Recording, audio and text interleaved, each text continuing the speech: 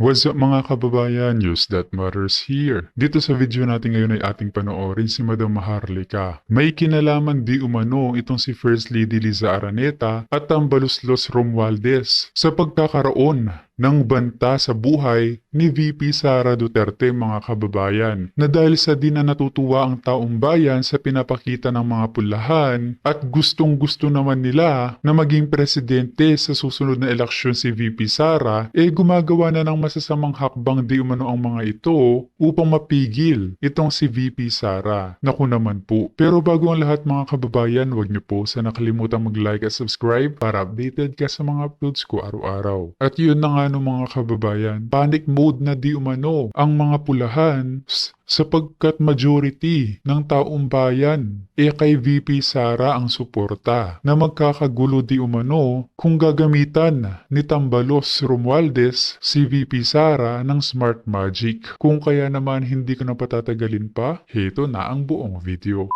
Si Sara nag-selfie sa imong ambisyon, don't be tambaluslos. Ano ba yung ambisyon ni tambaluslos? Sinabi ko na sa inyo, he is preparing for 2028 election, presidential. Di ba? Kaya nga ang ginagawa niya, laging nandyan sa tabi ni Kuting, kasi akala niya ay matutuwa sa kanya yung taong bayan. So definitely, hindi sa kanya matutuwa ang taong bayan. And also, dito sa bombang pampajarbog, pampajarbog na naantala, mag-isip na lang kayo kung sino. And I hope Inday Sara, na mag-ingat siya. Kasi bakit? Di ba, bagsak ang trust rating ni Kuting. Bagsak ang kanyang mga pinagagawa. Incompetent. Pag si Kuting ay nawala na, for whatever reason, speak up day, kung ano man, chogi day, polboron day, nasobrahan, sino ba ang next in line? Di si Sara, di ba? Tama. So ngayon, dahil very panic mode na sila, nag-iisip na sila kung paano nila, ma-maintain yung presidency, yung power. Okay? Dahil si Kuting, dito mamaya sa ipapakita nating video sa interview sa kanya, ay, nabubulol-bulol na ang lolo mo, di ba? Ang lolo Kuting nyo. So, for sure, alam naman nila Pangulong Duterte yan, di ba, yung kanyang family, kung sino sila GMA, kung sino ang nasa likod niyan. Kaya nakakatakot to para sa taong bayan. May isang malaking kaguluhan ito kung may mangyari kay Inday Sara. Kasi definitely, ang pagbibintangan, si Tambaluslos, kasi siya talaga yung pinaka-visible na kaaway ni Inday. Di ba? Hindi man sila nag-away na nagkagatan, pero dun sa mga palit, especially si Inday, yung kanyang mga posting, di ba? Ang pinaka-malinaw na kaaway niya dito is si Romualdez. At kinakabahan na si Romualdez dahil unang-una, maliban sa bagsak ang rating ni Kuting, bagsak din siya, lalo na siya, at wala talaga siyang, although bumaba din yung kay Inday, wala rin siya talagang, walang kaamor-amor ang taong bayan sa kay Romualdez, at lalo na kay Kuting ngayon. Yung mga nagpapaniwala na lang yan, yung mga sarado pa yung jutak. Alright? So malinaw para sa akin na ang behind the scene nitong pagpapategi kay Inday, alam nyo na. Alright? Sumbaga na lang, sumbago na lang ni Inday. Mag-close pa nga sila, baka mag-style lang nila yan, sabi ni Jojo Regalado. Whatever kung ano man yung style nila, yes, si Tambaluslos na walang kaapil-apil, ambisyoso. So, very alarming to. At saka yung mga, imagine mo, ang pinaglagyan nila ng, what do you call it, ang pinagtaniman ng pangpajarbog, mismo ang, taong gobyerno.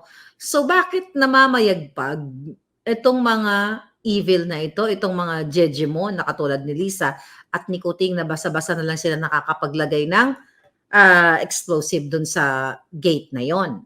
So magtataka ka. Ibig sabihin, yung ating kapulisan, ang ating seguridad sa Pilipinas ay hindi maganda dahil kahit sino na lang ay pwede kang butangan o taniman sang pangpa-jarbog. Diba? So yun yung chika boom boom natin. And also, makikita nyo yung pattern nila. Tinitira ang nasa likod ng lahat ng itong mga pangtira sa akin, kila Banat Bay, kila Oli, Coach Oli, kila Dada, yung tatlong yan, diba? 4 na kami ngayon ng sikat. Sikat sa pagtatanim ng kaso. Congratulations sa inyong tatlo, di ba? So anyway, welcome to the club. Ako ang una-una nilang tinamnan. Ayan, welcome to the club. So anyway, dito mo makikita yung pattern na ginagawa ng mga kalaban ni Sarah. Alright? Kaming 4 ay nagsasalita hindi dahil feel lang namin, dahil trip lang namin, ay gusto ko magsalita kasi gusto ko maging against sa government. May mga basehan kung bakit namin ini-expose, bakit namin sinasabi ito. Kasi sa kapakanan ng mamamayan na tinatarantado ni Tambaluslos Tama. at nito ni Kuting. So, yung pattern is lahat ng mga opposing factor like us, kami yung mga 4 factors, di ba? May mga X factor, ay gustong takutin. See? Like GMA now. After isang dekada, alright, o yung kanyang Malampaya Fund, na binubuhay nila yung case. Imagine mo, inuna muna ng mga taong nasa likod nito na i-present sa mainstream media bago makarating kay GMA sa kampo niya. Hindi ba dapat kapag nag-file ka ng complaint, ang unang-unang makakatanggap yung inirereklamo mo? Right? Pero base sa kampo ni GMA kay Attorney Topacio, wala pa silang natatanggap up to this day. I don't know kung itong moment na to baka meron na ng complaint from those personalities. Okay? So, sino yung mga personalidad na yon? Right. Okay? Ito mga personalidad na naghain sa kanila ng case, excuse me. Okay. Si Kuting pala yan. Ayan, ex-President Arroyo accused of misusing 38 billion Malampaya funds. Sino yung mga nagkaso? 2 consumer groups, National Association of Electricity Consumers for Reform, NASICOR, at ang boses ng Consumer Alliance Incorporated. Okay, noong September 28. Okay, so later, maganda tayo ng puting ahas kung sino yung mga tao nasa likod niyan. Pero nakita niyo yung pattern, lahat ng mga nag-o-oppose sa gobyerno, although si GMA hindi naman vocal now na nag-o-oppose, pero sa mga galawan nila in the past, you can tell na na-detach na si GMA sa kay Kuting at Ahas administration. Kung natatandaan ninyo last year, even itong bago itong mga eksena nila na demote siya, di ba? Laging kasama si GMA sa kanilang mga travel, mga state visit. Like yung sa Thailand, doon si GMA, laging hinihingi ni Kuting yung, kahit pa paano yung guidance ni GMA. Pero kung observant kayo, yung galawan, wala na sa picture si GMA. Wala na siya dati, nakaupo siya lagi doon, di ba? So, unti-unti na, actually hindi unti-unti, binibira na nila Lisa Smugs, nila Kuting, ang mga taong sa tingin nila ay kumalas na sa kanila. Alright?